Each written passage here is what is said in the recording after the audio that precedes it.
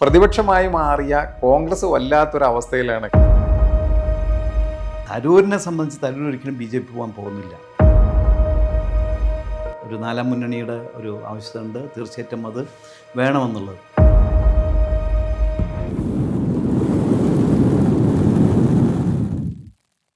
സ്വാഭാവികമായിട്ടും ഭരണകക്ഷി ആയതുകൊണ്ട് തന്നെ CPM-ഉം പിണറായി വിജയനും എല്ലാം വലിയ തോതിൽ വിമർശനം നേരിടുന്നു, അല്ലെങ്കിൽ അവർ മാവുള്ള മാതിൽ കല്ലെറിയുന്നു എന്ന രീതിയിലുള്ള ആലങ്കാരികമായിട്ട് ഇങ്ങനെ പറഞ്ഞാൽ പോലും പ്രതിപക്ഷമായി മാറിയ കോൺഗ്രസ് വല്ലാത്തൊരവസ്ഥയിലാണ് കാര്യങ്ങളുടെ ഇപ്പോഴത്തെ കഴിഞ്ഞ ഒരു വാരം പരിശോധിക്കുമ്പോൾ പോകുന്നത്.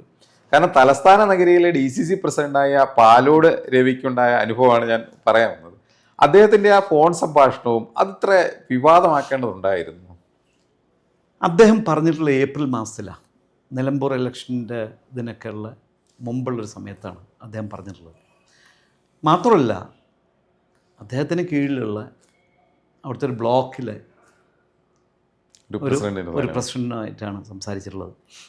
സാധാരണ നിലയ്ക്ക് ഇപ്പം നമ്മളൊക്കെ രാഷ്ട്രീയത്തിലുള്ളപ്പോൾ നമ്മൾ സാധാരണ നിലയ്ക്ക് ഇത് കൃത്യമായി പണിയെടുത്തില്ല പണി കിട്ടും എന്നൊക്കെ പറയുന്നത് നമ്മൾ സാധാരണ പറയാറുണ്ട്.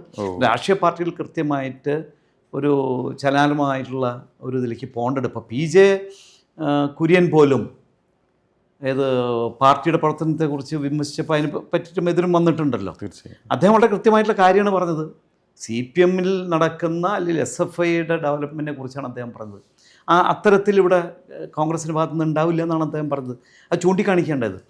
അപ്പോൾ ഈ DCC പ്രസിഡൻറ്റും എത്രയോ നാൾക്ക് മുമ്പ് അത്തരത്തിൽ തൻ്റെ കീഴിലുള്ള ഒരാളോട് സംസാരിച്ചു. പക്ഷേ അത് ആ സംഭാഷണം എടുത്ത് പുറത്ത് വിട്ട ആളാണ് തെറ്റ്. അയാളെ പുറത്താക്കി എന്നുള്ളത് കറക്റ്റാണ്. പക്ഷേ എനിക്ക് തോന്നുന്നു അതിൽ പാലോട് രവിയോട് ഒരു വിശദീകരണം ചോദിക്കാമായിരുന്നു, അല്ലാതെ രാജി ആവശ്യപ്പെട്ട് വാങ്ങിക്കുന്നതിനേക്കാൾ എന്നാണ്. അത് കോൺഗ്രസിനകത്ത് നിന്ന് തന്നെ അത്തരത്തിലുള്ള ഒരു അഭിപ്രായം വരുന്നുണ്ട്. അതിനുള്ള ഒരു കാരണമായിരിക്കാം. ഇപ്പം ആ സംഭവം വന്നു, പാലോട് രവി രാജിവെക്കുന്നു, രാജിവെച്ചതോടുകൂടി ആ പ്രശ്നം അവസാനിപ്പിച്ച് മുന്നോട്ട് വരുന്നു. പക്ഷേ KPCC അതിനകത്തൊരു അന്വേഷണ കമ്മീഷനെ വയ്ക്കുന്നു. അത് തിരുവഞ്ചൂരിനെ തന്നെ അന്വേഷണത്തിന് നിയോഗിക്കുന്നു. ഇതുകൊണ്ട് വലിയ എന്തോ ഒന്ന് ടാർഗറ്റ് ചെയ്യുന്നില്ല ഇതിലൊരു അന്വേഷണ കമ്മീഷനുകളൊന്നും. സർക്കാർ വയ്ക്കുന്ന അന്വേഷണ കമ്മീഷൻ പോലും ഇവിടെ റിപ്പോർട്ടുകൾ പുറത്തു വരുന്നില്ല. പിന്നെ ഇപ്പോൾ KPCC വെച്ചിട്ടുള്ളൊരിത് പുറത്തു വരുമോ? എന്തിന് K. മുരളീധരൻ തൃശ്ശൂരിൽ തോറ്റതിൻ്റെ അന്വേഷണ കമ്മീഷൻ വെച്ച് എന്തെല്ലാം പ്രശ്നമുണ്ടായി. ഒരു സമയത്ത് K. മുരളീധരൻ ഒരു പരിപാടിയിലും പങ്കെടുക്കാതെ പോലും ഉണ്ടായി. തീർച്ചയായും ആ അന്വേഷണ കമ്മീഷൻ എന്താ പുറത്തു വരാത്തത്? അതിന് തോൽവിയുടെ കാര്യങ്ങൾ പുറത്തു വരണ്ടേ? തീർച്ചയായും. അപ്പോൾ വന്നു കഴിഞ്ഞാൽ അവിടെ പാർട്ടി രണ്ടാവും എന്നുള്ളൊരു സംശയമില്ല. അപ്പോൾ അതുകൊണ്ട് അന്വേഷണ കമ്മീഷനൊക്കെ തൽക്കാലമായിട്ടുള്ളൊരിത് വയ്ക്കും, എന്തെങ്കിലും എന്ത് ചെയ്യും. അത് അവർ തമ്മിൽ ചിലപ്പം ചർച്ച ചെയ്യുന്നു മാത്രമേ ഉള്ളൂ, അല്ല അതൊന്നും പുറത്തു വരാൻ പോകുന്നില്ല. പാലോട് രവിയുടെ സംഭാഷണം തന്നെ എടുത്തു കഴിഞ്ഞാൽ അതിനകത്ത് പറഞ്ഞ സമയമൊക്കെ ഈ പറഞ്ഞതുപോലെ ശരിയായിരിക്കും. പക്ഷേങ്കിൽ അദ്ദേഹം പറഞ്ഞതിനകത്തുള്ള ചില കാര്യങ്ങൾ ചോദിക്കുമ്പോൾ നാലാമതൊരു സംവിധാനം അല്ലെങ്കിൽ നാലാമതൊരു ഭരണം വീണ്ടും പിണറായിക്ക് അല്ലെങ്കിൽ LDF-ന് തുടർച്ചയായിട്ട് CPM-ന് ഉണ്ടാകും എന്നുള്ളതാണ് ഒന്ന് പറഞ്ഞു വെച്ചത്.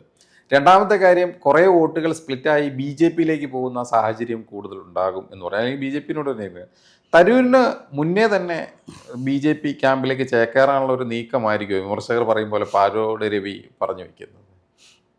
അല്ല, ഇതിലൊന്നും പറയാൻ പറ്റില്ല. തരൂരിനെ സംബന്ധിച്ച് തരൂർ ഒരിക്കലും BJP പോകാൻ പോകുന്നില്ല എന്നാണ് എൻ്റെ വിശ്വാസം. തരൂരിനെ സംബന്ധിച്ച് ഏതെങ്കിലും പൊസിഷൻസ് നോക്കുന്നു എന്നുള്ളതാണ് ഞാൻ മനസ്സിലാക്കുന്നത്. അദ്ദേഹത്തിന് ഏതെങ്കിലും പൊസിഷൻസ് ഗവൺമെൻറ് റിലേറ്റഡ് ആയിട്ട് കിട്ടുന്നതിന് അതിന് BJP ഗവൺമെൻറ്റുമായിട്ട് ചേർന്ന് നിൽക്കുന്നു. പിന്നെ ഇവിടെ അദ്ദേഹത്തെ തഴയുന്നു എന്നുള്ളൊരിതും അദ്ദേഹത്തിനുണ്ട്.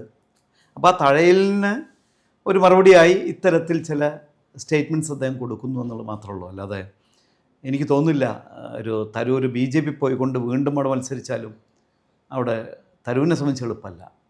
അപ്പോൾ അതുകൊണ്ടാകുന്ന ഒരു സാധ്യത കുറവാണ്. തീർച്ചയായും. അപ്പോൾ സ്വാഭാവികമായിട്ട് ഇതിനകത്ത് സംഭവിക്കാൻ പോകുന്നത് CPM-ൽ നടക്കുന്നതിനേക്കാൾ വേഗത്തിൽ കോൺഗ്രസിൽ കാവ്യവൽക്കരണം നടക്കാനുള്ള സാധ്യതകളും ഇതിനോട് കൂട്ടി വായിക്കേണ്ടതുണ്ട്. അല്ല, ഓപ്പർച്യൂണിസ്റ്റാണ് ഇപ്പം ഇന്നത്തെ രാഷ്ട്രീയത്തിൽ അത് വളരെയധികം കയറിയിട്ടുണ്ട്. അത് രാഷ്ട്രീയത്തിൻ്റെ നോക്കിയിട്ടല്ല. ഇപ്പോൾ പണ്ട് കാലത്തെ രാഷ്ട്രീയത്തിൽ നിന്ന് വ്യത്യസ്തമായി ഇന്ന് എനിക്കെന്ത് കിട്ടും എന്നുള്ള ചില താല്പര്യങ്ങൾ നോക്കിയിട്ടാണ് നിൽക്കുന്നത്. അത് ഒരിക്കലും പറയാൻ പറ്റില്ല. അതുകൊണ്ടാണ് പല പാർട്ടികളിൽ നിന്നും അങ്ങോട്ടും ഇങ്ങോട്ടും ചാടിയിട്ടും ബാക്കി നിൽക്കുന്ന കുറേ ആളുകളുണ്ട്. അവർക്കിതൊരു പ്രശ്നമില്ല. മുൻകാലങ്ങളിൽ അപേക്ഷിച്ചൊരു കമ്മ്യൂണിസത്തിനോടുള്ള ആ ഒരു ഇത്, അല്ലെങ്കിൽ ഒരു സോഷ്യലിസ്റ്റ് ഇതിനോടുള്ള ഒരു ചായ്വ് ഉറച്ചു നിൽക്കുന്ന അത്തരത്തിലുള്ള ഒന്നും ഇന്നില്ല. ഇന്ന് മാറിക്കഴിഞ്ഞിരിക്കുന്നു. അപ്പോൾ പറയാൻ പറ്റില്ല ഏതിലേക്ക് എങ്ങനെ ചാടുന്നുള്ളത്, അതാണ് അവസ്ഥ. തീർച്ചയായും. സാധാരണ നാടൻ ഭാഷയിലൊരു ചൊല്ലുണ്ട്, ഒന്ന് ചീഞ്ഞാൽ ഒന്നിന് വളമാകും എന്നൊരു ചൊല്ലുണ്ട്.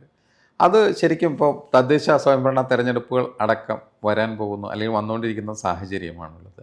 ഇത് ശരിക്കും ഈ പറയുന്ന ഈ രാഷ്ട്രീയ പാർട്ടികൾക്കുള്ളിലെ ഈ അപജയവും അവരുടെ രീതികളും മറ്റൊരു മൂവ്മെൻറ്റിന്, ഇപ്പോൾ ഞാൻ പറഞ്ഞു വെച്ചതുപോലെ തന്നെ നാലാം ഒരു മുന്നണി സംവിധാനം പോലെ അതല്ലെങ്കിൽ ഒരു നാലാമതൊരു ശക്തിക്ക്, രാഷ്ട്രീയ ശക്തിക്ക് ഈ സ്പേസിൽ ഇവിടെ ഒരു റോളില്ലേ? വളരെയധികമുണ്ട്. ഇപ്പോൾ അതിനെപ്പറ്റി ആദ്യം പറഞ്ഞ ആൾ ഞാനാണ്. ഒരു നാലാം മുന്നണിയുടെ ഒരു ആവശ്യതയുണ്ട്, തീർച്ചയായിട്ടും അത് വേണമെന്നുള്ളത്. അതിന് ശേഷം അതും ഒരു നാലാം മുന്നണി ഒന്ന് പിന്നീട് അൻവർ ഇലക്ഷൻ സമയത്ത് പറയുണ്ടായി. അതിന് സാധ്യത ഉണ്ട്, അതിൽ ചർച്ചകൾ നടന്നുകൊണ്ടിരിക്കുന്നുണ്ട്. ഒരു സംശയം വേണ്ട, പഞ്ചായത്ത് ഇലക്ഷനിൽ അത് യാഥാർത്ഥ്യമാകും. കാരണം ഇന്ന് ഈ ഏത് മുന്നണികളെടുത്താലും ആ മുന്നണികളിലെ ഏറ്റവും വലിയ പാർട്ടിക്ക് മാത്രമാണ് അവിടെ മത്സരിക്കാൻ സീറ്റ് കിട്ടുന്നത്. അതിപ്പോൾ UDFിലാണെങ്കിൽ പിന്നെ ലീഗിനും കിട്ടുന്നുണ്ട്, പക്ഷേ ബാക്കിയുള്ളിടത്തേക്ക് താഴോട്ട് വരുമ്പോൾ അവർക്ക് മത്സരിക്കാൻ കിട്ടുന്നില്ല. ഇപ്പോൾ നിങ്ങൾ ഓരോ മുനിസിപ്പാലിറ്റിയിൽ 40, 42, 46 സീറ്റുള്ളിടത്ത് പോലും CPIക്ക്, രണ്ടാം കക്ഷിയെ CPIക്ക് പോലും 1 or 2 സീറ്റ് മത്സരിക്കാൻ കിട്ടുന്നത്. തീർച്ചയായും ഒറ്റയ്ക്ക് ഇന്ന് അത്രയേ ഉള്ളൂ. അപ്പോൾ അതുകൊണ്ടാണ് ഈ 3 മുന്നണികളുള്ളപ്പോഴും അവിടെ മിനിമം ഓരോ പഞ്ചായത്തിലും 6ഉം 7ഉം സ്ഥാനാർത്ഥികൾ മത്സരത്തിന് വരുന്നുണ്ട്. സീറ്റ് കിട്ടാത്തവരും സ്വതന്ത്രന്മാരായിട്ടുള്ള പല ആളുകളാണ് അതിൽ വരുന്നത്. അപ്പം അതുകൊണ്ട് അത്തരത്തിൽ ഈ നാലാം മുന്നണി യാഥാർത്ഥ്യമാവുകയാണെങ്കിൽ ചെറിയ ചെറിയ പാർട്ടികളുടെ, ചെറുത് മാത്രമല്ല, ഇപ്പോൾ ഞങ്ങൾ NCP അല്ലെങ്കിൽ AP അല്ലെങ്കിൽ ഇപ്പോൾ TMC അല്ലെങ്കിൽ SP, BSP പോലുള്ള ഒട്ടനവധി പാർട്ടികളുണ്ട്. ഇത് തീർച്ചയായും ദേശീയതലത്തിൽ തന്നെയുള്ള പാർട്ടികളുടെ ഘടകങ്ങളിവിടെ ഉണ്ടല്ലോ. അവരെല്ലാവരും ഒരുമിക്കുകയാണെങ്കിൽ ഒരു വലിയ മാറ്റത്തിനുള്ള സാധ്യത ഇവിടെ ഉണ്ട്. അതിനുള്ള പ്രവർത്തനങ്ങളാണെന്ന്. അതിനോടൊപ്പം തന്നെ വ്യത്യസ്തമായ പല സംഘടനകളും ഇതിന് യോജിപ്പ് പ്രകടിപ്പിച്ചിട്ടുണ്ട്. കാരണം ഇപ്പോൾ ട്രയാങ്കിൾ പോലുള്ള സംഘടനകളൊക്കെ വലിയ തോതിലുള്ള ഒരു മൂവ്മെൻ്റാണ് സാമൂഹ്യ ഇത്തരം മേഖലകളിൽ നടത്തി വരുന്നത്. അത്തരത്തിലുള്ള ഇപ്പോൾ 2020 ആയിക്കോട്ടെ, ഈ ട്രയാങ്കിൾ ആയിക്കോട്ടെ, ഈ മൂവ്മെൻറ്റുകൾ ശരിക്കും അത് V4 യൂത്ത്, CSDS എന്ന് പറഞ്ഞിട്ടുള്ള ചില ഈ ദളിത് ക്രിസ്ത്യൻ സംഘടനകൾ, അതുപോലെ തന്നെ മറ്റ് ഒട്ടനവധി സംഘടനകളുണ്ട്. അവരെല്ലാം ഇന്ന് ഒരു എവിടെയും ഒന്നും കൃത്യമായിട്ടൊന്നും ചെയ്യാൻ പറ്റാതെ നിൽക്കുന്നവരാണ്. അവരുടെ ഒരു കൂട്ടായ്മ, യെസ്, അത് വരും. പഞ്ചായത്ത് ഇലക്ഷനിൽ വരും, ഒരു സംശയം വേണ്ട. അതിൻ്റെ പ്രാഥമികമായ എന്തെങ്കിലും നടപടികളുണ്ട്, അതിൻ്റെ ചർച്ചകൾ നടന്നുകൊണ്ടിരിക്കുന്നുണ്ട്. അതിൻ്റെ ഏതാണ്ട് ചിലതിലൊക്കെ എത്തിയിട്ടുണ്ട്. ഞാനിപ്പോൾ പൂർണ്ണമാവാത്തതുകൊണ്ടേ വിശദീകരിക്കുന്നില്ല. ഓക്കെ, തീർച്ചയായും.